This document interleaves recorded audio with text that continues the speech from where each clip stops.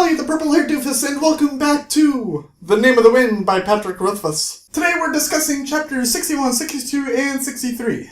So if you haven't read that far, I suggest you catch up, because I do not want to ruin anything for you. Our section begins with Kvothe trying to enjoy his free time between admissions and when classes start, and spending most of it looking for Denna and a new place to live. Unfortunately, Denna is nowhere to be found, and as Kvothe is going from end to end trying to find someone to house him, he's finding that Ambrose has gone around and ruined his reputation. He's finding that Ambrose has been spreading terrible rumors about Kvothe, so that no one wants to house him, until he comes across one inn that says, "I hate that bastard Ambrose, and I would love to house you just to spite him." I forgot to mention this, but when Kvothe was first being admitted into the college, they were asking him for some sort of identification, and the only identification he could think of was the book that Ben had given him. And the book that Ben had given him had been sold at a pawn shop so that he could make money just to get out to the university. So when he mentions that, Master Lauren decides that he is on his way through the town of which the pawn shop is, and he will buy the book, and if the letter turns out to be true, then Kvothe gets to be admitted into the college. Well, now that Kvothe is flush with money, he decides to pay Lauren back for grabbing his book in the first place, which I thought was a very noble gesture. And as he's paying him back, he is asking, practically pleading, to be allowed back into the stacks, which, unfortunately, Lauren declines. Kvothe writes a song with the innkeeper that lets him in about Ambrose, and how Ambrose is such a jackass. The crowd loves it, and it spreads throughout the town almost like wildfire, and it gets around to Ambrose. Ambrose goes to the council and says, "I can't believe that Kvothe called me a jackass. He needs to be punished." While the majority of the council just laughs this off, Master Him, which I still don't know if I'm saying that right, says, "No, something needs to be done about Kvothe. He is a nuisance. He needs to be stopped." And so he forces the council to vote in his favor to at least force Kvothe to write a public apology. Kvothe decides to write this apology in anger. And as he's writing it, he's writing up new verses for the song, saying, "I suppose it could have been worse. I could have written this. Or, I suppose it could have been worse. I could have written this." And rather than to just give it to the newspaper, he actually prints out tons of copies and pastes them all over the university. It's at this time that Ambrose is so furious that the story actually teases Ambrose killing Kvothe. After the last time that Kvothe had run himself too thin, he decided to limit himself to 3 courses.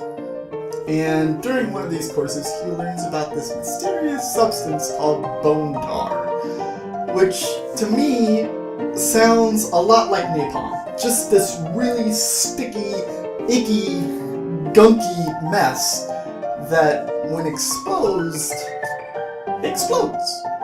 So Kvothe is working at his hotel, trying to work there so he doesn't have to pay rent.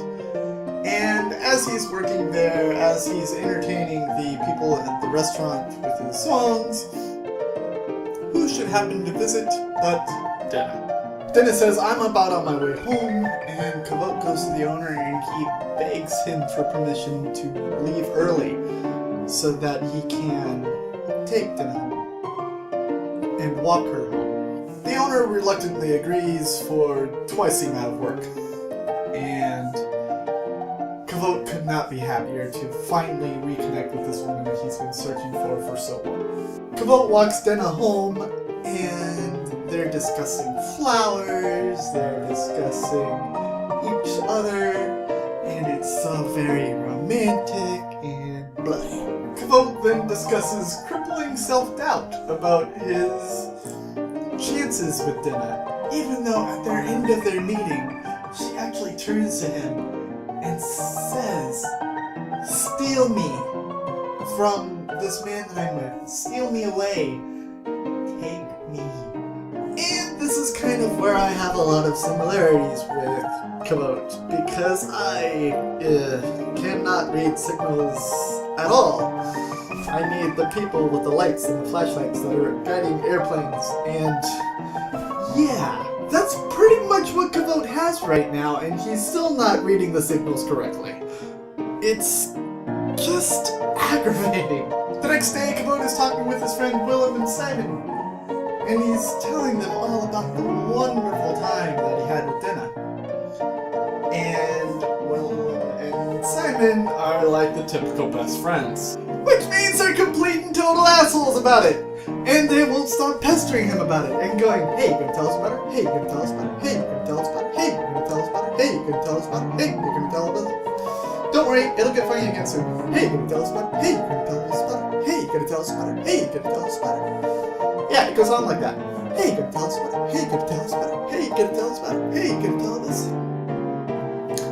And yeah, forever and ever and ever and ever and ever. That's pretty much where this section ends.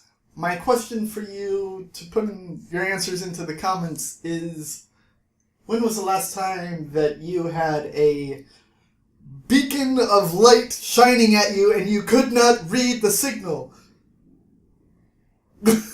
Really, Kvothe, really? Last video's question was about crushes, and when was the last time that you had one? As someone who rarely leaves my apartment and rarely goes outside to interact with the real world, well, it's been a very, very long time since I've had a crush. Like an incredibly long time. Like so long I'm starting to miss it. A lot. I would say the last time was probably last film festival. I had been discussing movies with one woman, and while we were discussing a certain movie, the woman in front of us turned around and did this motion. And she sat there while I talked about this movie the entire time. Again, beacon of light right in my face, and I couldn't read it. I just couldn't do it. I met up with her a couple times after that, but saw her with other guys who were putting their arms around her and everything. And that's where my self-crippling self-doubt came in. And I never grew the balls to ask her out. But again, enough of my self-pity. Let's move on, shall we?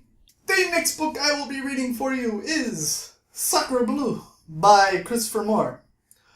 Go out and grab it by any legal means necessary. Borrow it from a friend, borrow it from a library, buy it at a bookstore, buy it on a Kindle. I don't care how you access it, just make sure that it is legal, and I will be happy. Just a hint, you're going to want to pick up a hard copy. The reason why? All of the text is in blue, and you get full color copies of every painting he's talking about in the book. So yeah, it's pretty amazing. I have been the purple-haired doofus reminding you to watch your generators. And I will see you all in the next chapters of The Name of the Wind by Patrick Rothfuss. Toodles!